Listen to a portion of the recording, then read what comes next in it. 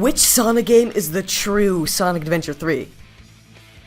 What a stupid fucking question. You may think it's Sonic Unleashed. That was originally meant to be SA3. You can tell by the return of the hub worlds and the fact it's literally called World Adventure in Japan. But the gameplay ended up being so different, it literally defined a whole new generation for the series. What about Sonic Heroes? I mean, that technically came right after SA2. But that used a completely different one-off gameplay style and saw a complete absence of most of the identifying features of the adventure games. Maybe Shadow the Hedgehog?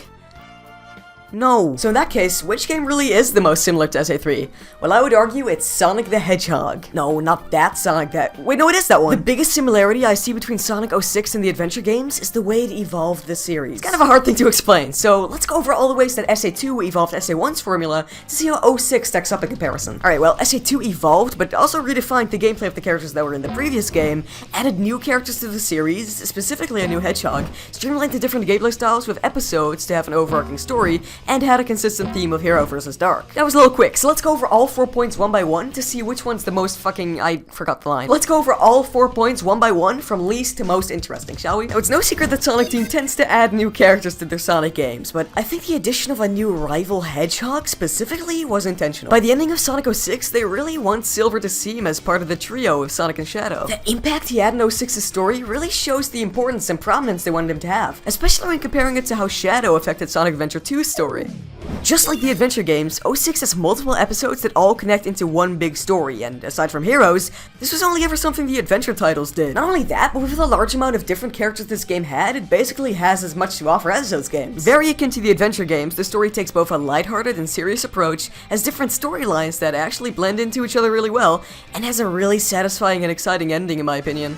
Now, SA2's theme is Hero versus Dark. Every character in the game fits in one of those two categories. In response, 06 represented Shadow's campaign as past, Sonic's campaign as present, and Silver's campaign as future, in the same way that Sonic was Hero and Shadow was Dark in SA2. With the way Silver was introduced, he shows a lot of aspects that resonate with his time, like the abilities that he has that the other hedgehogs don't. Silver has a more futuristic look, and has abilities like telekinesis, future stuff. Everything in 06 calls back to the past, present, future theme, in the same vein that everything in SA2 called back to the Hero versus Dark theme. Now, something SA2 and 06 both did really well in my opinion, was carrying over the moveset from the previous games. Many of Sonic's past abilities are basically used from the get-go here. Abilities such as the Lightspeed Dash, the Bounce, and many of Sonic's new abilities with the color gems also make this seem like a refined version of the adventure style. Even Sonic himself keeps the same general attitude and tone. Although voiced by Jason Griffith and not Ryan Drummond by this point, it doesn't change that this appears to be the same Sonic from the adventure games. Many of the gameplay styles in 06 also seem to call back and evolve from the gameplay in the adventure games. Many of Knuckles' abilities were remade or refined, such as his punching, climbing, and gliding,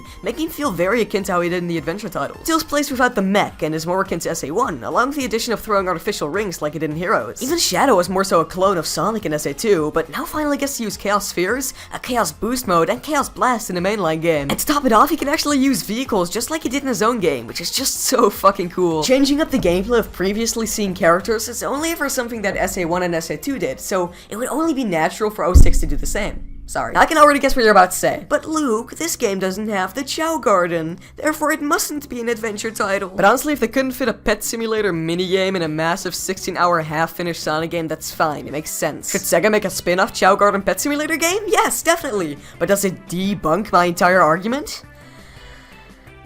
These games drop stuff to put fresh things into place all the time, even with things that were consistent before. Also, Sega clearly wanted to go for a somewhat more serious approach. Just imagine how ugly the Chow would be if they were realistic. Get this off of my screen. Another thing that can be argued is that 06 is not a continuation, but instead a reboot. And to that I say, why does that matter? Sonic Adventure 1 came out, it was also a reboot. New designs for characters, brand new expensive levels and worlds, and guess what? It still took place after the classics. I guess the story is different here, but all the characters are still the same they were in the adventure games, and they haven't even changed too much personality-wise. So, why can't Sonic 06 be Adventure 3?